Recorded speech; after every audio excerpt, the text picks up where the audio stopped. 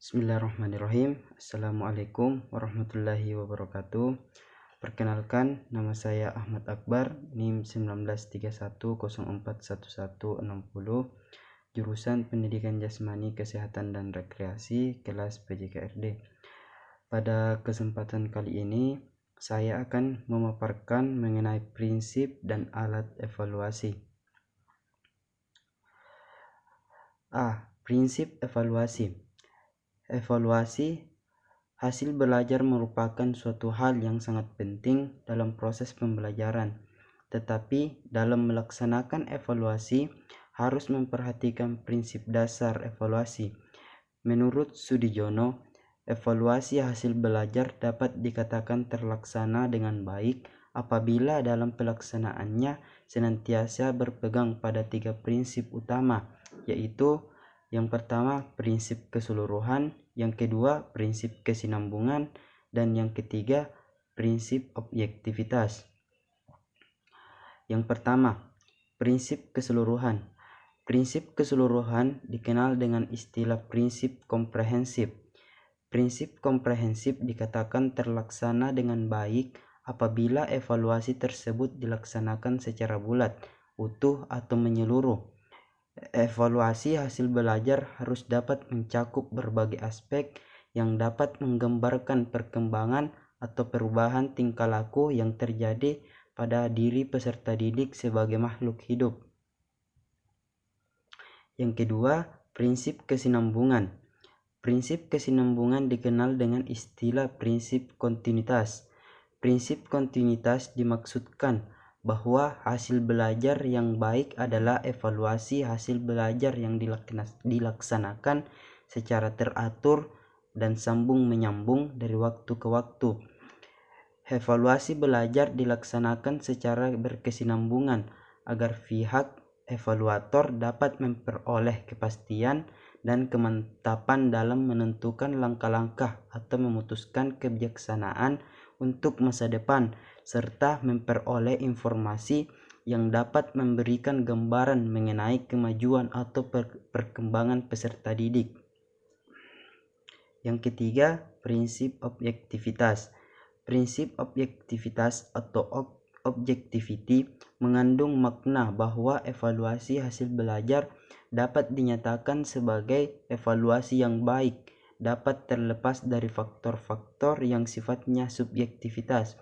Sehubungan dengan hal itu, dalam pelaksanaan evaluasi hasil belajar, seorang evaluator harus senantiasa berpikir dan bertindak wajar menurut keadaan yang sesungguhnya, tidak dicampuri oleh kepentingan-kepentingan yang bersifat subjektif.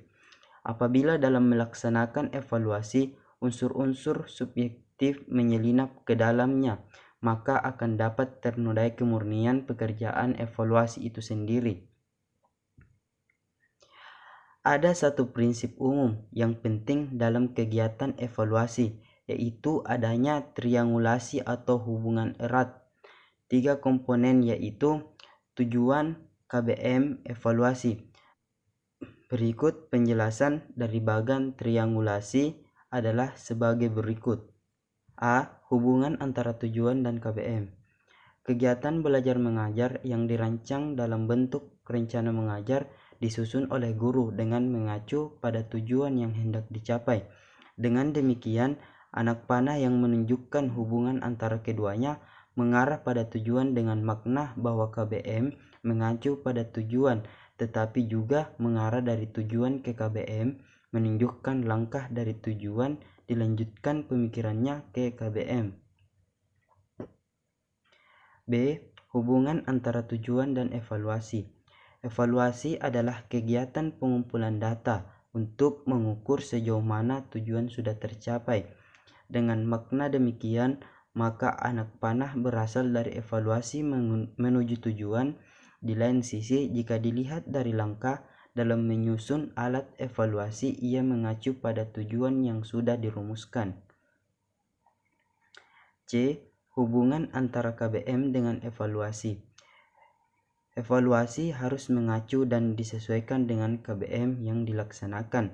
Sebagai misal, jika kegiatan belajar mengajar dilakukan oleh guru Dengan menitik beratkan pada keterampilan, evaluasinya juga harus mengukur tingkat keterampilan siswa, bukannya aspek pengetahuan. Kecenderungan yang terdapat dalam praktek sekarang ini adalah bahwa evaluasi hasil belajar hanya dilakukan dengan tes tertulis, menekankan aspek pengetahuan saja. Hal-hal yang berkaitan dengan aspek lain kurang menempatkan perhatian dan evaluasi. Untuk memperoleh hasil evaluasi yang lebih baik, maka kegiatan evaluasi harus bertitik dari prinsip-prinsip umum sebagai berikut. Yang pertama, kontinuitas. Evaluasi tidak boleh dilakukan secara insidental karena pembelajaran itu sendiri adalah suatu proses yang kontinu. Oleh sebab itu, Anda harus melakukan evaluasi secara kontinu. Hasil evaluasi yang diperoleh pada suatu waktu harus senantiasa dihubungkan dengan hasil-hasil pada waktu sebelumnya, sehingga dapat diperoleh gambaran yang jelas dan berarti tentang perkembangan peserta didik. Perkembangan belajar peserta didik tidak dapat dilihat dari dimensi produk saja, tetapi juga dimensi proses, bahkan dari dimensi input. Selanjutnya yaitu komprehensif. Dalam melakukan evaluasi terhadap suatu objek, Anda harus mengambil seluruh objek itu sebagai bahan evaluasi. Misalnya, jika objek evaluasi itu adalah peserta didik, maka seluruh aspek kepribadian peserta didik itu harus dievaluasi, baik yang menyangkut kognitif, afektif, maupun psikomotor. Begitu juga dengan objek-objek evaluasi yang lain. Selanjutnya, adil dan objektif. Dalam melaksanakan evaluasi, Anda harus berlaku adil tanpa pilih kasih. Semua peserta didik harus diperlakukan sama tanpa pandang bulu. Anda juga hendaknya bertindak secara objektif, apa adanya sesuai dengan kemampuan peserta didik. Sikap like dan dislike, perasaan, keinginan, dan prasangka yang bersifat negatif harus dijauhkan. Evaluasi harus didasarkan atas kenyataan, data, dan fakta yang sebenarnya, bukan hasil manipulasi atau rekayasa. Kooperatif. Dalam kegiatan evaluasi, Anda hendaknya bekerja sama dengan semua pihak, seperti orang tua peserta didik, sesama guru, kepala sekolah, termasuk dengan peserta didik itu sendiri. Hal ini dimaksudkan agar semua pihak merasa puas dengan hasil evaluasi dan pihak-pihak tersebut merasa dihargai. Praktis mengandung arti mudah digunakan baik bagi Anda sendiri yang menyusun alat evaluasi maupun orang lain yang akan menggunakan alat tersebut. Untuk itu, Anda harus memperhatikan bahasa dan petunjuk mengerjakan soal. B. Alat evaluasi. Alat adalah sesuatu yang dapat digunakan untuk mempermudah seseorang dalam melaksanakan tugas atau mencapai tujuan secara lebih efektif dan efisien.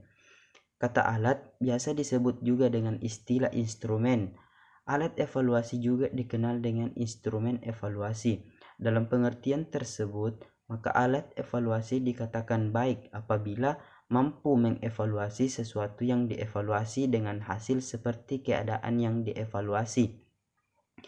Secara garis besar, ragam alat evaluasi terdiri atas dua macam bentuk, yaitu bentuk objektif dan bentuk subjektif. Dalam kegiatan evaluasi, fungsi alat juga untuk memperoleh hasil yang lebih baik sesuai dengan kenyataan yang dievaluasi. Ada dua teknik evaluasi, yaitu teknik non-tes dan teknik tes. A. Teknik non-tes. Teknik non-tes sangat penting dalam mengevaluasi siswa pada ranah afektif dan psikomotor. Berbeda dengan teknik tes yang lebih menekankan aspek kognitif. Teknik penelitian non-tes berarti melaksanakan penilaian dengan tidak menggunakan tes. Teknik penilaian ini umumnya untuk menilai kepribadian anak secara menyeluruh, meliputi sikap, tingkah laku, sifat, sosial, ucapan, riwayat hidup, dan lain-lain yang berhubungan dengan kegiatan belajar dalam pendidikan, baik individual maupun secara kelompok. Yang tergolong teknik non-tes adalah sebagai berikut. A. Skala bertingkat. Skala yang menggambarkan suatu nilai yang berbentuk angka terhadap suatu hasil perkembangan. Contoh, kecenderungan seseorang terhadap jenis kesenian tertentu. B. Kuesioner. Kuesioner juga sering dikenal dengan nama angket. Pada dasarnya, kuesioner adalah berupa daftar pertanyaan yang harus diisi oleh seseorang yang akan diukur atau responden. C. Daftar cocok adalah deretan pernyataan yang biasanya singkat, di mana responden yang dievaluasi tinggal menumbuhkan tanda cocok di tempat yang sudah disediakan.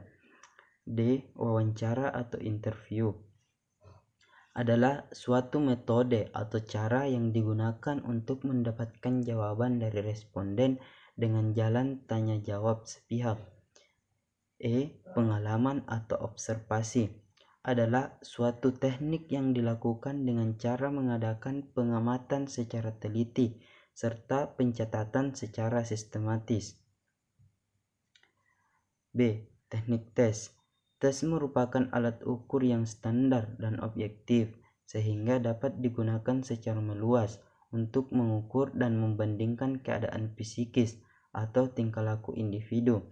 Dapat dipastikan akan mampu memberikan informasi yang tepat dan objektif tentang objek yang hendak diukur, baik berupa psikis maupun tingkah lakunya sekaligus dapat membandingkan antara seseorang dengan orang lain.